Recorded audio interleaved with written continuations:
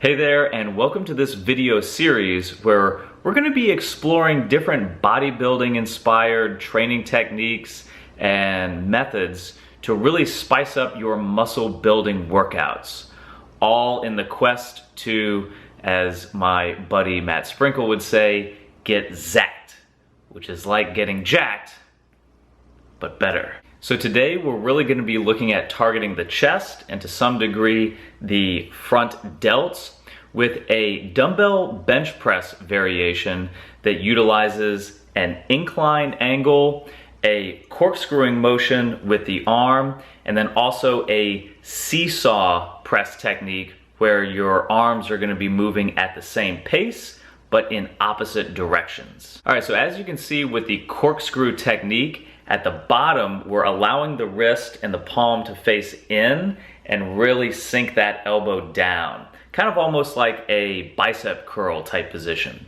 And this is typically what I feel is like a really safe position to get a good stretch through that shoulder and through that pec.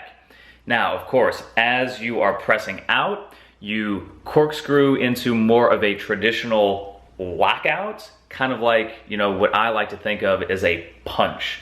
So thinking about rotating, punching the knuckles to the ceiling, and then even adding a little forward motion of the scap is totally fine. And even bring the arm in a little bit towards the midline to get that extra pec squeeze.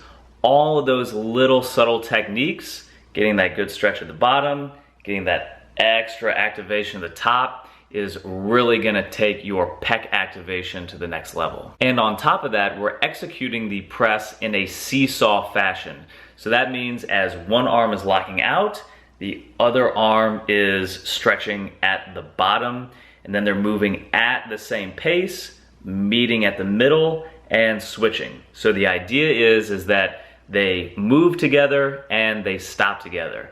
And this is gonna give you a really interesting feeling, you know, as you're stretching the eccentric on one side, you're pressing into the concentric on the other side. This is really gonna help you get and develop a strong mind-muscle connection there with the pecs. And then my favorite part, we're gonna crank it up a notch here at the end.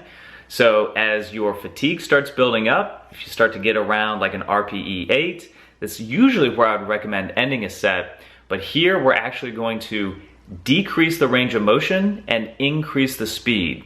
So you're really just gonna be pumping like that top half range of motion.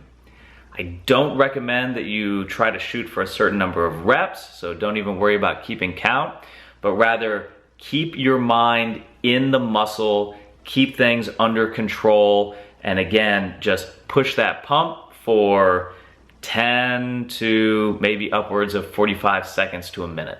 And one other quick technique point, if you're used to doing your bench press with a big back arch, just try to rein that back in a little bit when you're in this inclined bench position, because obviously if you really force that chest up, you're essentially flattening the angle, which kind of defeats the whole purpose of an inclined bench in the first place. So do be sure to keep your upper back tightness, but maybe keep the chest a little bit lower. And again, that's what's going to help you get the most out of this kind of new and novel incline chest press position. All right, and that does it for this video. If you'd like to read more about this exercise, including some programming recommendations, do check out the article linked below. And here's wishing you all the best in your quest to get zacked.